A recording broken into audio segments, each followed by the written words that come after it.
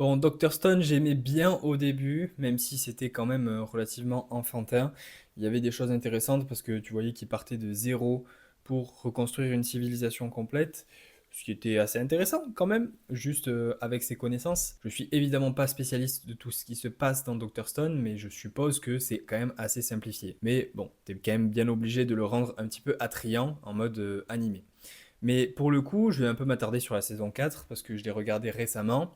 Et je trouve que c'est un peu trop dessin animé, cartoon, un peu trop enfantin. En fait, il y a plein de moments qui sont pas marrants, et les répliques des personnages sont trop forcées. Constamment les mêmes répliques, c'est chiant. Exemple, le capitaine du bateau, il rigole tout le temps de la même manière à chaque fois qu'il va dire une phrase. Il fait haha tout le temps. Le scientifique Xeno, à chaque fois, il dit oui, c'est super élégant, la science est élégante. Senku, il dit au moins 72 fois, je suis sûr à 10 milliards de pourcents que c'est ça. Ce projet est follement excitant. Enfin, tout le temps les mêmes répliques, tout le temps, tout le temps, tout le temps. C'est trop répétitif, c'est tout le temps la même chose. Et du coup, ça me sort de l'animé en fait. Le fait qu'il y ait plein de choses chiantes comme ça m'enlève l'appréciation du reste. Parce qu'il y a des choses sympas dans la saison 4, il y a des choses sympas. La confrontation entre les deux personnes, entre Senku et Xeno, elle est sympa. Les stratégies de prise de pouvoir entre l'un et l'autre, c'est intéressant. Mais c'est trop enfantin, c'est trop cartoonesque. En fait, le truc qu'il y a, c'est que vu que c'est un animé sur la science, tu t'attends à une certaine forme de réalisme,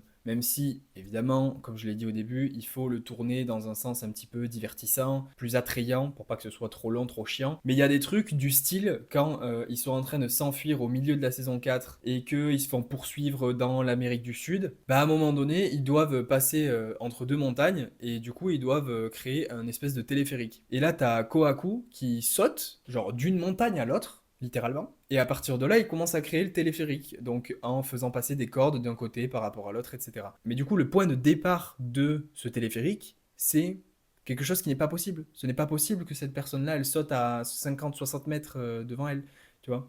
Et du coup, ça rend le côté scientifique beaucoup moins intéressant, beaucoup moins pertinent, parce que tu fais un projet sérieux sur une fondation qui est bancale, ça n'a pas de sens, la meuf n'est pas capable de jump comme ça à 60 mètres de loin, ce n'est pas possible. Et moi, ça me sort du truc, donc on va me dire, ouais, je suis trop premier degré peut-être, mais quand tu fais un truc scientifique, tu peux pas te permettre de mettre un truc comme ça qui veut rien dire, ce n'est pas possible de faire un combo de ces deux choses-là. Tu vois, le fait que Naruto, il puisse sauter d'un arbre à l'autre, alors qu'il y a 60 mètres entre les deux, ça me dérange pas plus que ça, parce qu'il fait en même temps un Rasengan, en même temps, il est capable d'avoir du chakra et de le récupérer de la terre entière quand il est en mode ermite. Tu vois, genre, t'as des choses qui te dépassent, mais de tous les côtés.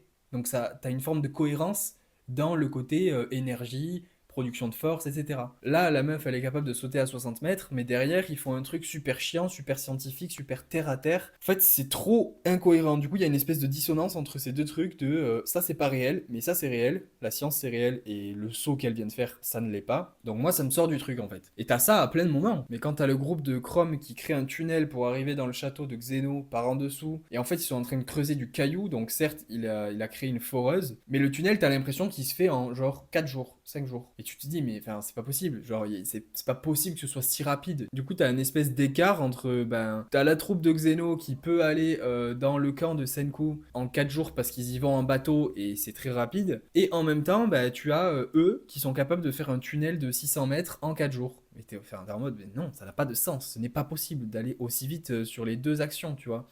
Tout ça pour que le scénario soit simultané des deux côtés, tu vois. Et en fait, il y a trop de trucs comme ça qui sont tellement peu réalistes que du coup, ça te sort du côté pertinent, intéressant, terre à terre de l'animé, je trouve. Si c'est un animé complètement cartoon où tout est exagéré, ça me dérange pas plus que ça. Mais le fait qu'on te justifie tout avec de la science et que derrière, t'as des délais qui n'ont pas de sens, une meuf qui saute à 60 mètres de haut, enfin, il y avait déjà ça dans les saisons précédentes avec, par exemple, Tsukasa qui est hyper fort. Il peut repousser des animaux de fou, il peut tabasser des lions, etc. Il y avait déjà ça depuis le début, donc c'est pas un truc qui est complètement nouveau. Mais je trouve que c'est tellement exagéré que, comme t'as le côté science terre à terre, plus le côté cartoon où un homme peut fracasser des lions à main nue, c'est compliqué, je trouve, de regarder ça et d'être vraiment accroché. Genre One Punch Man, ça ne fait pas de sens. Il y a des aliens qui arrivent sur la Terre. One Punch Man, il met une patate à un alien, il le démolit. Il y a du sang partout, la vie continue. Tout ça n'a pas de sens. Mais l'animé repose sur un personnage qui n'a pas de sens. Tout est absurde, mais c'est normal. Et comme il n'y a pas d'incohérence, vu que tout est absurde, bah, l'animé est pertinent. Il garde sa ligne directrice de l'absurde. Mais là, quand t'as un animé qui est basé sur de la science, donc qui est censé être très terre à terre, même si c'est romancé, même si c'est accéléré pour que ce soit moins chiant et tout, et que t'as autant de moments un peu cartoonesques, genre Suika, elle se met dans une pastèque, elle rentre son corps entier dans la pastèque et elle rebondit avec la pastèque. Ça n'a pas de sens, ça n'a pas de sens, elle peut pas rentrer son corps dans la pastèque. T'es en mode, oui, mais on s'en fout, c'est un animé, d'accord, mais sauf que quand elle fait ça et qu'elle va faire des missions d'infiltration avec cette technique-là et que les gens ne se rendent pas compte qu'elle est là parce qu'elle a fait cette technique-là, ça n'a aucun sens, du coup. Tu te dis, oui, mais d'accord, si on avait fait les choses terre à terre, logiques, l'infiltration n'aurait pas pu être faite comme ça, donc c'est nul, ça n'a pas de sens. En fait, je trouve qu'il y a trop d'incohérence entre le côté science, terre à terre, logique, et le côté cartoon. Et donc, tu as les deux dans un même animé. Et moi, ça m'empêche d'apprécier pleinement l'animé quand il y a deux choses complètement différentes. À un moment donné, tu es censé te dire, ah ok, mais oui, complètement logique, ils peuvent pas communiquer avec telle personne parce que ils vont interpréter les ondes, nanana. Ça, c'est logique, ok. Et derrière, t'as une personne qui fait un jump de 60 mètres normal. Attends, ça, c'est logique? Non, non, c'est pas logique, ça a pas de sens. Ok, donc là, je dois débrancher mon cerveau, mais là, je dois rebrancher pour avoir cet aspect-là logique. Enfin, donc même s'il y a des moments sympas, il y a des moments un peu émouvants des fois, surtout dans les premières saisons, je trouve que les moments négatifs, comme j'ai dit, un peu cartoonesques et tout, bah ils enlèvent le plaisir de regarder l'animé. Et là aussi dans la saison 4, vu qu'ils arrivent à utiliser Medusa, bah en fait ils peuvent ramener les gens à la vie. C'est-à-dire que si t'as quelqu'un qui est mort et qui est mort il y a pas si longtemps, tu utilises Medusa, les gens se transforment en pierre, tu leur mets de l'élixir pour qu'ils sortent de la pierre et ils sont de nouveau vivants. Donc en fait, ils ont débloqué un outil d'immortalité. Enfin, c'est pas eux qui l'ont créé, mais ils ont réussi à le réutiliser. Donc peut-être que dans la saison suivante, ça va permettre de débloquer un scénario intéressant, etc. Mais du coup, ça rend les morts beaucoup moins impactantes. T'es beaucoup moins impliqué émotionnellement parce que tu sais que ces gens-là, ils peuvent être ramenés à la vie, tu vois. Donc t'es en mode, ah ok, il est mort, super, bon, mais c'est pas grave, vas-y, mets-lui un coup de Médusa et il va respawn. Pareil, ça, tu vois, ça enlève un côté un peu intéressant, émotionnellement impliqué. Même chose quand t'as les ennemis qui ont des fusils alors que eux ils ont des épées. Les ennemis ils ont les fusils, ils tirent pas pendant 25 minutes, ils s'approchent avec les épées, ils arrivent à les fracasser. Mais après, d'un coup, ils arrivent à mitrailler tout le monde, tu vois. Genre, à un moment donné, ils touchent personne, avec un chargeur entier, ils touchent personne, et à un autre moment, bah, il arrive à les transpercer de balles en 2 secondes. Tu vois, il y a trop d'incohérences comme ça. Trop d'incohérences dans l'animé de manière générale. Alors peut-être qu'il faut regarder l'animé en débranchant le cerveau et en se disant, vas-y, je vais juste rigoler de certains trucs. Mais quitte à débrancher le cerveau, faut que l'animé entier, pour moi, il te permette de débrancher le cerveau. Donc Jojo Bizarre Adventure, tu débranches le cerveau. Quand tu regardes la saison 1 de Jojo Bizarre Adventure, t'es en mode ce combat n'a pas de sens. Mais tout est absurde. Le personnage principal, il a 18 ans, il fait 150 kilos sec. Tu vois, ça n'a pas de sens.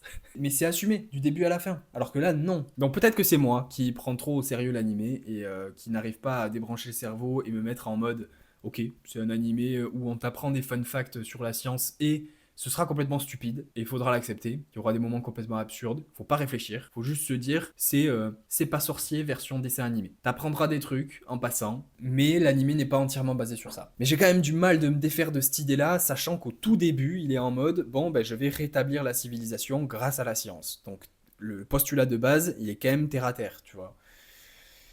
Bref, voilà. J'avais envie de parler de ça.